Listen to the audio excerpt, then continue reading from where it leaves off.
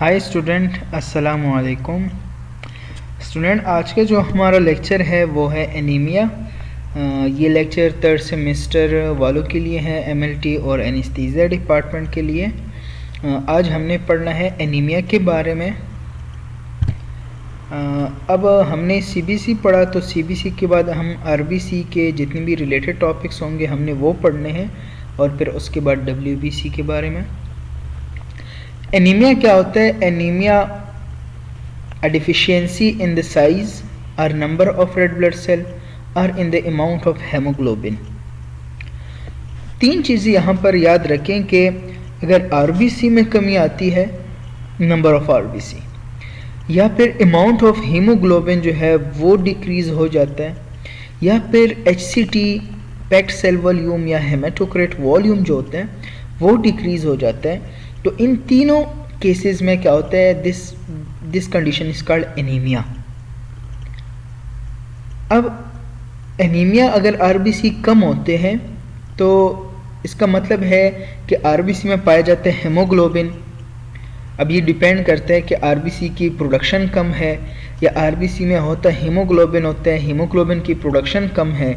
अब हीमोग्लोबिन किस चीज़ से बना हुआ है? या तो प्रोटीन से बना हुआ है, ग्लोबिन चेन का प्रोटीन की डिफिशियंसी है, या फिर आयरन की डिफिशियंसी है। क्लियर? तो किसी भी चीज़ की डिफिशियंसी से, अगर हीमोग्लोबिन की डिफिशियंसी है, आरबीसी की प्रोडक्शन की डिफिशियंसी है, या आरबीसी जो है उसकी डेथ इंक्रीज़ हो गई है, मतलब कि उनकी लाइसिस हो रही है, पैक्ड सेल वॉल्यूम डिक्रीज है, तो इन सारी कंडीशन को एनीमिया कहते हैं। तो पढ़ते हैं, कहते हैं कि anaemia is a functional inability of the blood to supply the tissue with adequate O2 for proper metabolic function. कहते हैं एनीमिया जो होता है वो फेल्योर है ब्लड की, कि वो टिश्यू को सप्लाई नहीं कर सकते O2।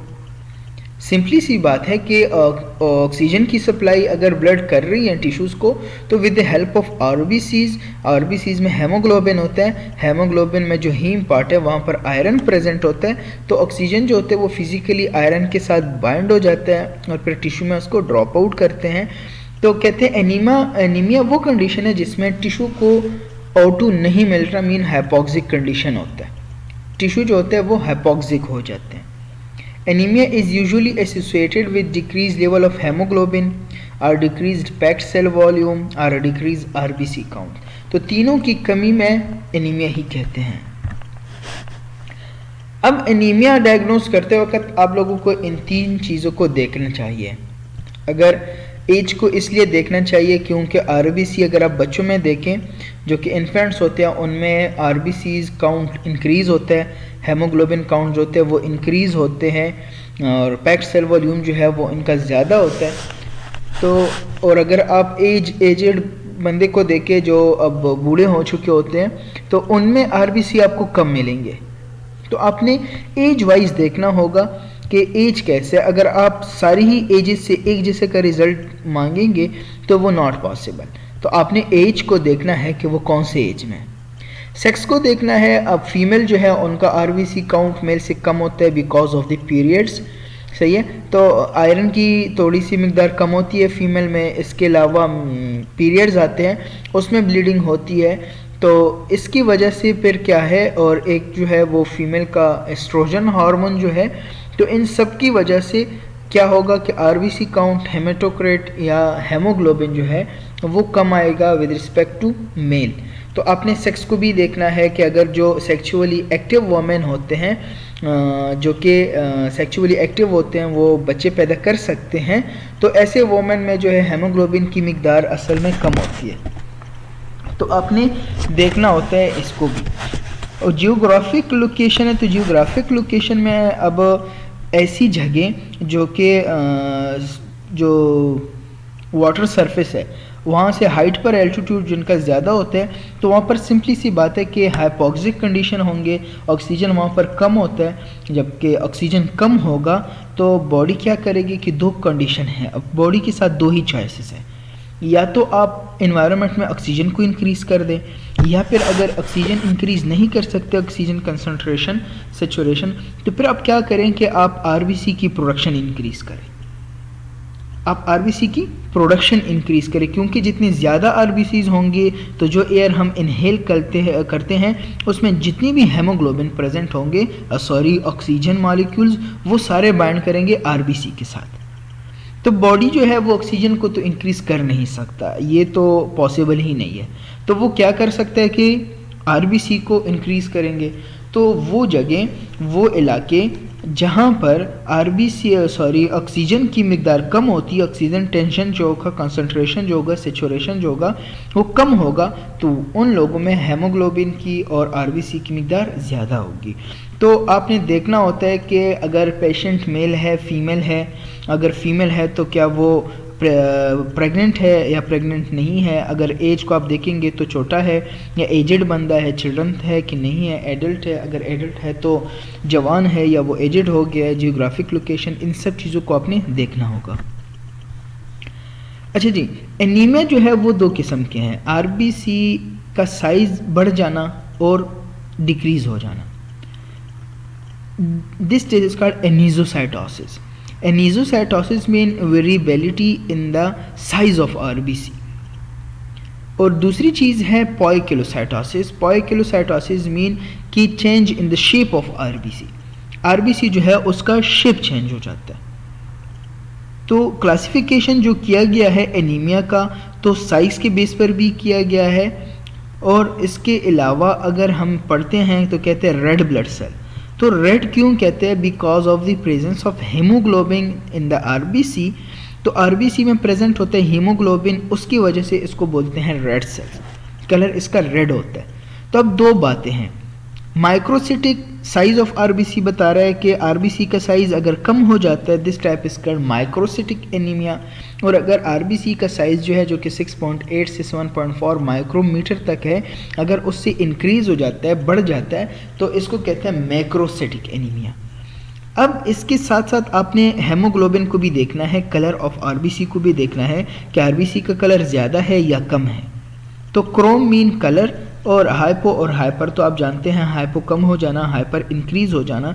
तो अब कहते हैं कि आरबीसी को जो एनीमिया है वो डिवाइड किया गया है 3 कैटेगरीज में, on the size of RBC, on the base of size of RBC and haemoglobin और colour of RBC. First type जो है वो है microcytic hypochromic anaemia. Mean micro mean small and cytic mean cell. जब RBC अपना cell size जो है वो डिक्रीज कर देते हैं तो this is microcytic anaemia. Clear? क्योंकि आरबीसी का जो साइज है, अगर आप वेंटिलेटर में देखिए जिसको मीन कॉर्पस्कुलर वॉल्यूम कहते हैं, MCV, तो वो नॉर्मल है 76 to 98, और सिंपली आप ले आसानी के लिए 80 to 100 फेमटोलीटर। तो ये जो वॉल्यूम है आरबीसी का, अगर ये 80 से कम हो जाता है, इट मीन कि साइज ऑफ आरबीसी डिक्रीज हो गया। जब डिक्रीज हो जाते हैं तो this condition is called microcytic. Hypo mean decrease, Chrome mean colour के आरबीसी का कलर डिक्रीज है, तो आरबीसी का रेड कलर किस वजह से? हेमोग्लोबिन की वजह से है। तो हाइपोक्रोमिक मीन के हेमोग्लोबिन इसमें कम होगा। मैक्रोसिटिक एनीमिया सेकेंड कैटेगरी है। मैक्रो मीन बड़ा हो जाना एंड सिटिक मीन सेल। जब आरबीसी जो है वो अपना साइज इंक्रीज कर दे, this is called macrocytic anaemia. Normocytic and non chromic. तो नॉर्मोसिटिक मीन के सेल का साइज जो है वो भी नॉर्मल है।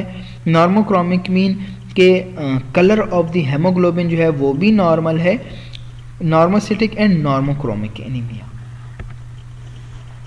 अब पढ़ते हैं microcytic hypochromic anaemia. In this type of anaemia RBC are smaller in size, नाम से ही ज़ाहिर है microcytic smaller in size, they normal and contain a sub normal amount of haemoglobin. Hypochromic mean colour decrease है, तो इनमें haemoglobin की मिकदार क्या होगी? कम होगी। All absolute values are below normal. जो आरबीसीज इंडिसेस है, तो इंडिसेस क्या होंगे? वो MCV कम होगा, क्योंकि ये हमें वॉल्यूम ऑफ आरबीसी बता रहा है। अगर आरबीसी का साइज डिक्रीज है तो वॉल्यूम जो है वो डेफिनेटली डिक्रीज ही आएगा। MCH और MCHC हमें concentration of haemoglobin in the RBC बताता है। तो अगर वो हाइपोक्रोमिक है, कलर उसका कम है, तो इसका सिंपली मतलब क्या है कि हेमोग्लोबिन जो है वो कम है सेल्स में। This type of anemia is commonly seen in iron deficiency, some types of thalassemia and sideroblastic anemia. Paper point of view से ये बड़ा ही इम्पॉर्टेंट है, आपसे पूछ सकते हैं कि माइक्रोसिटिक एंड हाइपोक्रोमिक एनीमिया के एग्जाम्पल कौन से हैं। ये आपसे पूछ सकते हैं कि आयरन डिफिशियंसी जो है वो माइक्रोसिटिक एनीमिया है, मैक्रोसिटिक एनीमिया है, नॉर्मोसिटिक एनीमिया है या नन ऑफ द अबव। ये आपसे पूछ सकते हैं कि सिडरोब्लास्टिक एनीमिया जो है वो हमारे पास हाइपोक्रोमिक एनीमिया कॉज कर रहा है या हाइपरक्रोमिक करता है या नॉर्मोक्रोमिक कर रहा है। तो पेपर पॉइंट ऑफ व्यू से आपसे पूछ सकते हैं, और असल में ये वैल्यूज़ जो हैं ये भी पूछते हैं कि माइक्रोसिटिक एंड हाइपोक्रोमिक एनीमिया उसमें जो आरबीसी इंडिसेस होते हैं वो डिक्रीज़ होते हैं, इंक्रीज़ होते हैं, नॉर्मल होते हैं या वेरिएबल होते हैं। तो ये आपने पेपर पॉइंट ऑफ व्यू से याद रखना है कि माइक्रोसिटिक में स्मॉलर साइज़ ऑफ आरबीसी होते हैं, इनका कलर जो होता है वो डिक्रीज़ होते हैं, मतलब कलर इनका इतना तेज़ नहीं होता। अब देख सकते हैं यहाँ पर ये आरबीसी आप देखें तो इनका कलर जो है वो स्टैंड नहीं हुए सही से, तो this is due to decrease of haemoglobin concentration. तो अगर हेमोग्लोबिन की कंसंट्रेशन सेल में कम है तो this is the microcytic and hypochromic anaemia. अगर आप देखें तो आरबीसीज जो हैं वो डायमॉर्फिक हैं, यहाँ पर बड़े आरबीसी भी आपको दिखाई देंगे और स्मॉल आरबीसीज जो है वो भी दिखाई देंगे। This is a dimorphic picture. Dimorph mean की दो मॉर्फोलॉजी वाले आरबीसी आपको नज़र आ रहे हैं। और अगर आप देखें तो बहुत सारे आरबीसीज जो हैं वो एक रिम के अंदर एक वाइट कलर होता है। ये देखिए आप, बाहर से जो है फेरेफ्रीज जो है साइटोप्लाज्म के वो कलर है और सेंटर में जो है ये खाली है।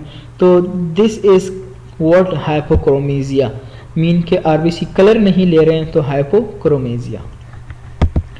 Macrocytic anaemia in this type, और मैक्रो से अब नाम पता चल रहा है कि मैक्रो मीन बड़ा, cytic mean cell. In this type of anaemia RBCs are larger than normal. तो अगर आरबीसी लार्जर देन नॉर्मल है तो आपको याद रखना चाहिए कॉमन सेंस से कि साइज ऑफ आरबीसी हमें कौन सी चीज़ें बता रही हैं, वो हमें एमसीवी जो है वो वॉल्यूम या साइज ऑफ आरबीसी बताता है। तो अगर लार्जर देन नॉर्मल है सेल्स तो एमसीवी डेफिनेटली लार्ज ही, बड़ा ही होगा, बिगर आएगा, ज़्यादा आएगा, इंक्रीज आएगा। नॉर्मल एमसीवी कितना है वो 7 to 8 to 100 फेमटोलीटर। तो इट मीन्स कि 100 से क्या होगा, ज़्यादा होगा। इस एनीमिया में एमसीवी जो है वो 100 से ज़्यादा होगा। But the amount of haemoglobin in each cell is usually below normal. लेकिन जो एमसीएच होगा वो डिक्रीज आएगा इसमें। Absolute value show increased MCV with usually normal MCH and MCHC. MCV जो होगा वो इंक्रीज होगा और एमसीएचसी नॉर्मल होंगे, और हेमोग्लोबिन की कंसंट्रेशन जो है वो ब्लड हेमोग्लोबिन वो भी नॉर्मल है, और हो भी सकता है कि ये एमसीएच और एमसीएचसी डिक्रीज हो। ज़रूरी नहीं कि ये नॉर्मल ही आएंगे, डिक्रीज भी आ सकते हैं, लेकिन ज़्यादातर नॉर्मल होते हैं। तो मैक्रोसिटिक एनीमिया में क्या होगा कि सेल अपने नॉर्मल साइज से क्या होंगे, बड़े होंगे, और इसका मतलब क्या है कि इनका एमसीवी जो है वो 100 से ज़्यादा आएगा। ये आप पिक्चर में देख सकते हैं आरबीसी जो है नॉर्मल, अगर ये आरबीसी रिलेटिव ले लेते हैं कि ये आरबीसी नॉर्मल है, या इसको ले लेते हैं ये नॉर्मल आरबीसी है, तो इनको देखें ये आरबीसी नॉर्मल से क्या बड़े हैं, इनका वॉल्यूम जो है वो ज़्यादा है। Macrocytic anaemia commonly seen in megaloblastic anaemia, haemolytic anaemia, liver disease और प्रेगनेंसी। ये तो फिजियोलॉजिकल है, प्रेगनेंसी में होता है। तो ये सारे क्या है, megaloblastic anaemia, haemolytic anaemia, liver disease, इन सब कंडीशन में आपके पास जो एनीमिया होगा पेशेंट का वो मैक्रोसिटिक एनीमिया होगा। नॉर्मोसिटिक नॉर्मोक्रोमिक एनीमिया, अब नॉर्म मीन कलर भी नॉर्मल है और साइज भी नॉर्मल है, सिटिक और क्रोम कलर भी नॉर्मल है। इन this type of anaemia although the haemoglobin concentration in the blood is reduced but the RBCs appear normal. Haemoglobin concentration decrease होता है लेकिन आरबीसी जो होते हैं वो नॉर्मल नज़र आते हैं। Absolute values are also within the normal limits. This type of anemia commonly seen in acute blood loss, trauma, leukaemia, chronic renal failure। तो ये वो कंडीशंस है जिसमें एनीमिया तो होगा, आरबीसी नॉर्मल नज़र आएंगे, हेमोग्लोबिन के कंसंट्रेशन क्या आएंगे, कम आएंगे, हेमोग्लोबिन नॉर्मल से कम होगा, लेकिन आरबीसी जो है वो नॉर्मल नज़र आएंगे और हेमोग्लोबिन डिक्रीज आएगा। ऐसी कौन सी कॉजेज़ हैं जो कि एनीमिया कॉज कर सकते हैं, ब्लड लॉस, वो इंटरनल हेमरेज भी हो सकता है, एक्सटर्नल हेमरेज भी हो सकता है, एक्यूट ब्लड लॉस भी हो सकता है, कोई ट्रॉमा भी हो सकता है, सर्जरी भी हो सकती है, कुछ भी हो सकता है जिससे ब्लड क्या हो रहा हो, लॉस हो रहा हो। न्यूट्रिशनल डिफिशियंसी हो सकती है, आयरन नहीं है। अब आयरन नहीं है तो हेमोग्लोबिन नहीं बनेगा, हेमोग्लोबिन नहीं होगा तो आरबीसी में इनकॉर्पोरेशन नहीं होगी हेमोग्लोबिन की, आरबीसी में हेमोग्लोबिन नहीं है तो आरबीसी क्रोमिक होंगे, वो अपना फंक्शन नहीं कर सकेंगे और इनका फेट क्या होगा कि वो मर जाएंगे, वो किल हो जाएंगे, लाइसिस उनकी हो जाएगी। तो न्यूट्रिशनल डिफिशियंसी है। विटामिन B12 एंड फोलेट, अगर आपको डीएनए मैच्योरेशन का प्रोसेस आता हो, समझते हैं, तो वहाँ पर फोलेट और विटामिन B12 जो हैं ये इम्पॉर्टेंट कोफैक्टर्स हैं डीएनए मैच्योरेशन में और प्यूरिन पायरामिडिन की प्रोडक्शन में। तो विटामिन B12 और फोलेट जो हैं अगर ये नहीं है, इनकी डिफिशियंसी है, तो डीएनए मैच्योरेशन नहीं होगा। अगर डीएनए मैच्योरेशन नहीं है तो सेल की भी मैच्योरेशन नहीं है, और अगर सेल की मैच्योरेशन नहीं है तो इमेच्योर सेल क्या होंगे, प्रोड्यूस होंगे। Accelerate destruction of RBCs, RBC normal बन रहे हैं, बिल्कुल नॉर्मल है, लेकिन उनके खिलाफ क्या हो गए, कोई एंटीबॉडीज़ आया है या कोई भी एंटीबॉडीज़ नहीं आए, वो आरबीसी क्या हो रहे हैं, डिस्ट्रक्शन कर रहे हैं।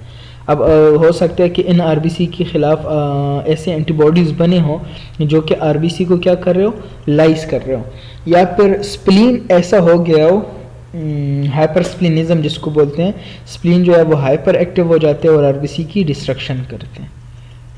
बोन मैरो रिप्लेसमेंट, अगर बोन मैरो रिप्लेस कर गया हो कोई तो ऐसी कंडीशन में भी आरबीसी की डिस्ट्रक्शन होगी। इन्फेक्शन, कुछ इन्फेक्शन ऐसे हैं जिसमें आरबीसी क्या होंगे, डिक्रीज़ होंगे, like malarial parasite, dengue fever हो गया, तो ये ऐसी कंडीशन है जिसमें आरबीसी क्या होंगे, डिक्रीज़ होंगे। टॉक्सिसिटी, लेड पॉइजनिंग हो गया। अब लेड पॉइजनिंग जो है, लीड पॉइजनिंग जिसको लेड बोलते हैं, मेटल है, अगर उसकी वो ज़्यादा हो जाता है बॉडी में या उसका पॉइजन जो है वो उसकी पॉइजनिंग हो जाती है, टॉक्सिसिटी हो जाती है, तो वो भी आरबीसी की डिस्ट्रक्शन कॉज करता है। Haematopoietic stem cell arrest or damage, stem cell के लेवल पर क्या हो रहा है, वो मैच्योरेशन नहीं हो रही या कि डिफ्रेंशिएशन नहीं हो रही, जो भी मसला है, अगर उसकी डैमेज हो गई है तो अगर स्टेम सेल में मसला है तो बाकी सेल की प्रोडक्शन नहीं होंगे, और अगर बाकी सेल नहीं बनेंगे तो मैच्योर सेल नहीं बन सकते। हेरिडेटरी भी हो सकता है, ग्लूकोज 6-फॉस्फेट डिहाइड्रोजनेज एक एंजाइम है, उसकी डिफिशियंसी भी हो सकती है, और सिकल सेल एनीमिया भी हो सकता है जिसमें जो ग्लोबिन चेन है उसके अमाइनो एसिड सीक्वेंस जो होते हैं वो चेंज हो जाते हैं, तो उसकी वजह से नॉर्मल स्फेरिकल सेल्स नहीं बनते और सिकल सेल हो जाते हैं, तो ये भी हेरिडेटरी है और ये भी कॉज हो सकते हैं एनीमिया के। एडियोपैथिक भी हो सकता है कि ना तो कोई एंटीबॉडी है, स्प्लीन एक्टिव नहीं है ज़्यादा, कोई न्यूट्रिशनल डिफिशियंसी नहीं है और आरबीसी नॉर्मल है, फंक्शन नॉर्मल है, सब कुछ नॉर्मल है, लेकिन पिन भी आरबीसी की डिस्ट्रक्शन हो रहा है, तो एडियोपैथिक भी हो सकता है। Idiopathic mean unknown cause. Sign and symptom क्या होंगे एनेमिक पेशेंट में, आपको क्या नज़र आएगा, weakness and fatigue. Weakness and fatigue क्यों, क्योंकि जितना भी हमारा बॉडी का फंक्शन है वो सारा एटीपीज़ पर है, और एटीपीज़ अगर बन रहा है तो थ्रू इलेक्ट्रॉन ट्रांसपोर्ट चेन, और अगर इलेक्ट्रॉन ट्रांसपोर्ट चेन को जो मॉलिक्यूल्स आते हैं, जो सब्सटेंस आते हैं, सबस्ट्रेट वगैरह, वो ग्लाइकोलाइसिस और साथ में क्रेब्स साइकिल से आते हैं, तो क्रेब्स साइकिल और ग्लाइकोलाइसिस के लिए ऑक्सीजन का होना मस्ट है, और ऑक्सीजन कौन लाता है, आरबीसी लाते हैं, आरबीसी में हेमोग्लोबिन होते हैं, तो अगर आरबीसी नहीं है या हेमोग्लोबिन नहीं है या आरबीसी कम है या वो फंक्शनली एक्टिव नहीं है, इतना फंक्शन नहीं कर सकते, तो इन सारे कंडीशन से क्या होंगे, वीकनेस और फैटीग की प्रोडक्शन होगी। पेल स्किन, आरबीसी अगर कलर कम कर रहा है तो वो पेल स्किन ही आएगा क्योंकि आरबीसी रेड है और इसी की वजह से ब्लड रेड होता है, तो अगर आरबीसी में हेमोग्लोबिन की कंसंट्रेशन कम है तो वो काफ़ी रेडनेस नहीं दे सकते और स्किन जो होगा वो पेल नज़र आएगा। इरेगुलर हार्ट बीट, एरिथमिया जो होगा वो भी हो सकता है, और डिजीनेस वही फैटीग और सुस्तपन जो होता है, लॉस ऑफ एपिटाइट, एनोरेक्सिया, भूखा ना लगना, और डिस्पनिया, सांस लेने में तकलीफ़ होगी इस पेशेंट को। तो ये साइन एंड सिम्टम है। आपने डायग्नोस कैसे करने हैं, एस्टिमेशन ऑफ हेमोग्लोबिन, आप CBC कराएं, आप देखें वहाँ पर कि हेमोग्लोबिन कंसंट्रेशन नॉर्मल है या कम है, estimation of total RBC count, आप आरबीसी काउंट देखें कम है या ज़्यादा है। हेमाटोक्रेट पैक्ड सेल वॉल्यूम देखें और examination of referral blood film, अगर यहाँ पर सब कुछ नॉर्मल है और फिर भी साइन एंड सिम्टम आपको आते हैं कि पेशेंट में है, तो फिर आप क्या करें, रेफरल ब्लड फिल्म जो स्मीयर जिसको बोलते हैं वो बनाएं। तो उसमें आप देखें कि आरबीसी कैसे दिखाई देते हैं, कुछ कमी और ज़्यादा तो नहीं है। ये आज का टॉपिक था एनीमिया के बारे में। फिर टाइप्स ऑफ एनीमिया है, माइक्रोसिटिक हाइपोक्रोमिक एनीमिया अपने टाइप्स हैं, मैक्रोसिटिक में अपने टाइप्स हैं, नॉर्मोसिटिक में अपने टाइप्स हैं, और न्यूट्रिशनल डिफिशिएंसी भी हो सकते हैं और हीमोलिटिक भी हो सकता है। तो बहुत सारे टाइप है। ए प्लास्टिक भी हो सकता है, सेरोब्लास्टिक एनीमिया भी हो सकता है, आयरन डिफिशिएंसी भी हो सकता है, मेगेलोब्लास्टिक एंड परनीशियस एनीमिया, और बहुत सारे टाइप्स हैं एनीमिया के, वो हम एक एक करके पढ़ेंगे डिटेल में। आपके कोर्स में तो नहीं है लेकिन फिर भी पढ़ लेते हैं, अच्छी बात है। फोर्थ में आपने फिर से पढ़ना है तो अभी से आप लोग पढ़ लें, टाइम है आप लोगों के पास। तो आज का टॉपिक है, आप लोग देखें एसेंशियल ऑफ हेमाटोलॉजी आप देख सकते हैं, और इसके अलावा बहुत मैकेंजी है, हाफ ब्रांड है, जितनी भी जो भी बुक जिसके साथ है ये चेंज नहीं होने वाला, एनीमिया वही होगा जिस बुक में भी है, जहाँ से भी आप लोग पढ़ लें। आप पढ़ लें, अगर आपको समझ नहीं आती तो आप क्वेश्चन कर सकते हैं। नए लेक्चर तक अपना ख्याल रखिएगा। अल्लाह हाफिज़।